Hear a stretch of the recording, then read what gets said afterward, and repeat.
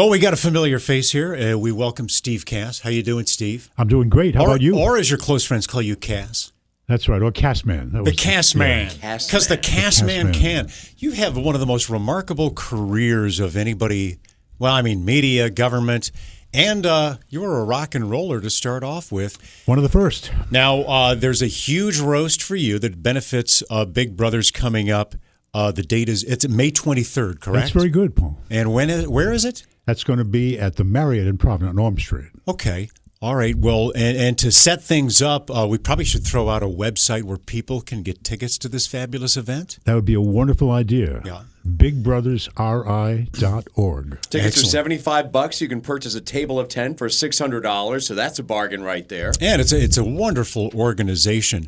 But Steve, I mean, you started off as a rock and roller, right? Back in the day, you had a band.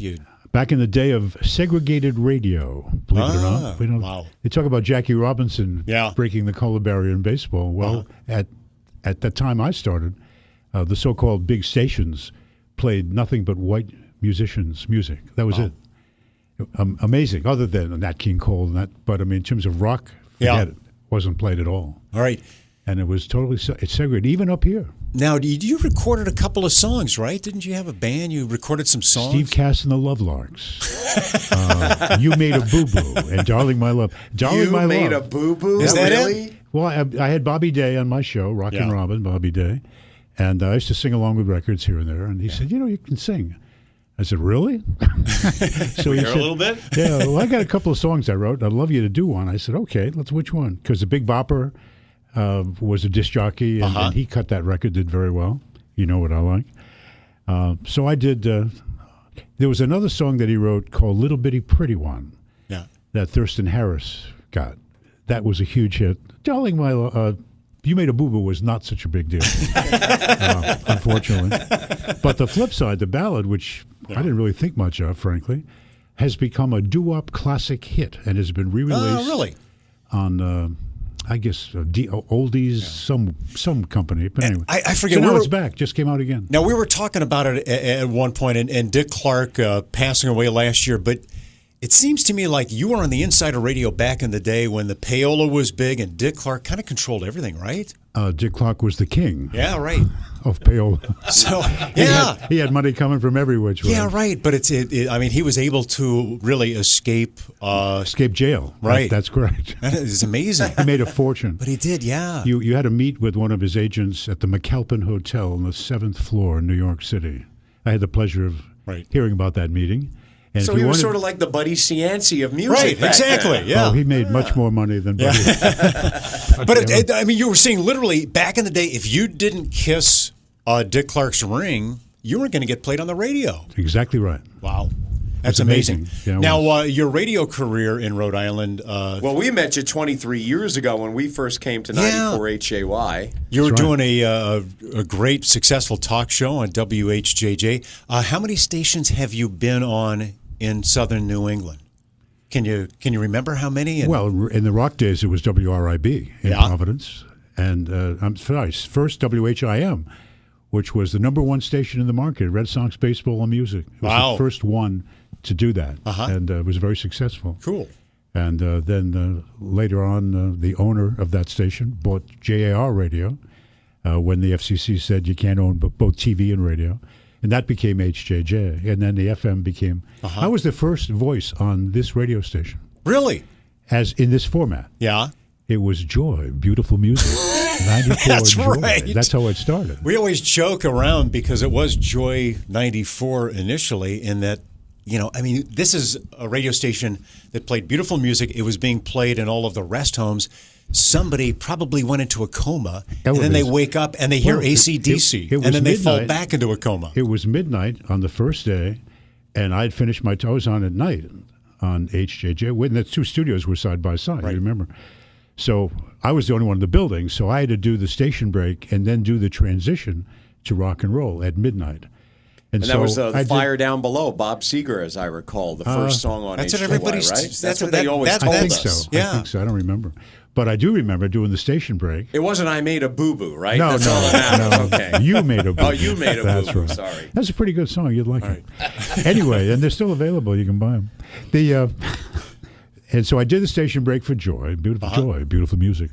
And then I said, and now, 94 HJY, kick-ass rock and roll. And the phones went crazy. As you said, went on for a week. Wow, old folks. Non-stop phone calls. What the hell are you crazy people? What's happened to my beautiful music? Oh, that's hysterical. It was fun. Oh, wish we had a tape recorder back then to get all those phone calls coming in. No, back when you were at JR Radio, some of the media legends that you might have worked with back then. Oh, God. Art Lake? Art Lake was originally on radio, and then he went to TV. Gene DeGrade's father, Gene DeGrade rather, Gary's father. Charlie Jeffords, of course, started back then. A whole bunch of them. Chuck Stevens, I worked with him. Yeah, he was fun. He was crazy. Dick Partridge, who went on to network stuff. Ernie Anderson went on to become a the ABC Love Boat dude. Right. Tonight on ABC. Yeah. And, of course, a guy from Don Pardo started at JR. Sure. Well, you've been a talk show host for many, many years and at various radio stations and stuff, but also you've had some work with government. What were some of your titles with the state of Rhode Island? I started as communications director for Governor Kucheri back in 2005. And then after 3 years of that craziness, I went to Rhode Island Emergency Management and became their communications director. And that was a lot of fun. I enjoyed that. So you had left Kucheri before the deal with Schilling came through, right? You know, you would have advised him better than that. I mean, I couldn't believe he did that because if there's anybody who really believed that the government shouldn't be involved in any of that stuff, it was him. Yeah. And how he got snookered on that one is beyond me. Incredible. Now, the work you've been doing with Big Brothers, you've been with them for quite a while, right? Well, I started it'll be a year, May 1st. And, my dad started it. You're kidding? Aware of that. No, I'm not kidding. Wow. Back in 1952, I was a teenager, and he was the first executive director. He was head of juvenile court here in Rhode Island, and then was he really transitioned into the Big Brother situation? Did he want a nicer kid than you? Is that why he started? I think so. Yeah. I think he needed someone who could play first base better. My dad was a big jock, big basketball star, coach and stuff, etc. So. Well, you were a jock too, right? Well, I wasn't as good as he was. Which always but you played me. college sports though, right? Yeah, I did a little bit. Down at URI? Played at it. Yeah. Well, come on, you can brag a little bit about it. I wasn't that. Football was my passion, but.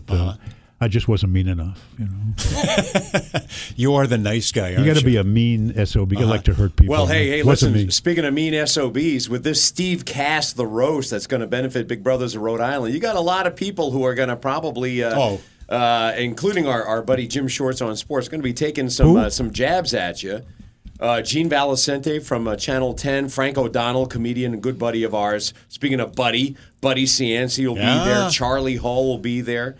That should be a lot of fun. All the luminaries. Are you a little nervous Not only will about they all be these? there, they're going to be the ones roasting me. Yeah, right. So you're a little nervous to being roasted? No, I've been roasted by the Providence Journal and many other people. It's nothing new. Bring it on. Bring it on. Hey, this one's for charity. Yeah, you're I'm still standing. Well, it is a fantastic cause. And the website, once again, to get tickets? It's www.bigbrothersri.org. Right. And as you open that homepage opens up and it says, buy roast tickets. Bang. Cool. Couldn't be easier. Easy enough. Well, Steve And Kass. if you buy a table of 10, you get a big discount. So. Excellent. Bring your Legendary big family. broadcaster and all-around good guy. Good luck on the roast.